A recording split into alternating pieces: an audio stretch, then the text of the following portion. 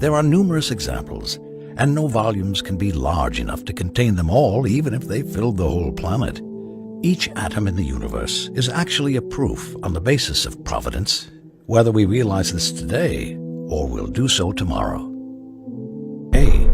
Insulin, the hormone that allows our bodies to use glucose, is secreted by the pancreas in the exact same amount of sugar we consume. B. The power of our hearts in pumping blood is exactly equal to the energy needed by the muscles when exerting any effort. C. The one-way valve of our stomach prevents the influx of digested food that would otherwise harm us. D. The sphincter muscles located at the gates of our orifices, without which our clothes would have been soiled the whole time. E. The skull bones that are left unfused at birth, so the baby can easily cover the journey through the birth canal without breaking its head. Had these bones been fused, the baby would have never been able to cover this journey except if its skull got broken. These bones stay unfused till the brain is fully developed. F. All the axes of your nerves that convey the electrical signals are covered with a dielectric layer, as we do with electrical wires, so that the electric signals do not get lost or disturb us. G.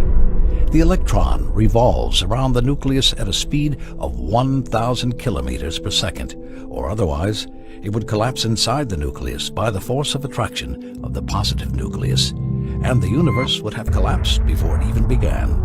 So, this is the ideal speed for forming the atom. H. When two atoms of hydrogen combine, 0.7% of the hydrogen mass turns into energy. If this mass was 0.6% instead of 0.7%, the proton would have not combined with the neutrons, and the universe would have remained in the form of hydrogen, and none of the other elements would have been formed. If the mass converted to energy was 0.8% instead of 0.7%, the fusion would have been too fast, which would have led to the disappearance of hydrogen immediately from the universe, making life impossible. That's why this figure had to be between 0.6% and 0.8%. I. The electron mass constitutes 0.2% of the neutron mass, and this mass is ideal for forming the atom. J. After germination, the buds tend to go up directly to the light source, whereas the roots tend to go down because the buds are highly sensitive to light. All the information they need to function is encoded within the seed, and there are hormones that control the upper and lateral growth of the plant as well as the growth toward the roots, all of which is encoded within the seed. You eat the delicious fruit and throw the dry and tasteless pit away. This way, you are compelled by a controller who governs the whole universe, allowing that fruit to pass its genes all over the earth, giving you the savory taste while hiding the genes in the core of a smooth, dry pit that is not attractive to you. Once the seeds stick to the ground, it starts quietly transforming into branches and roots, and this is how the mother succeeds in passing her genes on to its children. All of this takes place in a plant that has no cognition. So, who adjusted the information for those deaf-mute fruits? And who adjusted the amount of sugar so it would appeal to your palate? Who made the seed unappealing so you could dispense with it and throw it away?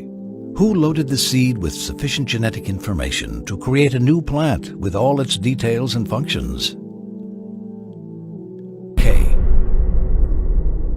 Lately, the scientists have been discussing the total mass of the universe and how it is essential for our existence on Earth. Inertia, this blessing which is given to our bodies in the form of resistance to any change in movement, originates from the mass of the universe. Had the inertia been any less than what it is, any soft breeze of wind would have been able to move the rocks, which would not have been able to resist the least amount of effort exerted on them.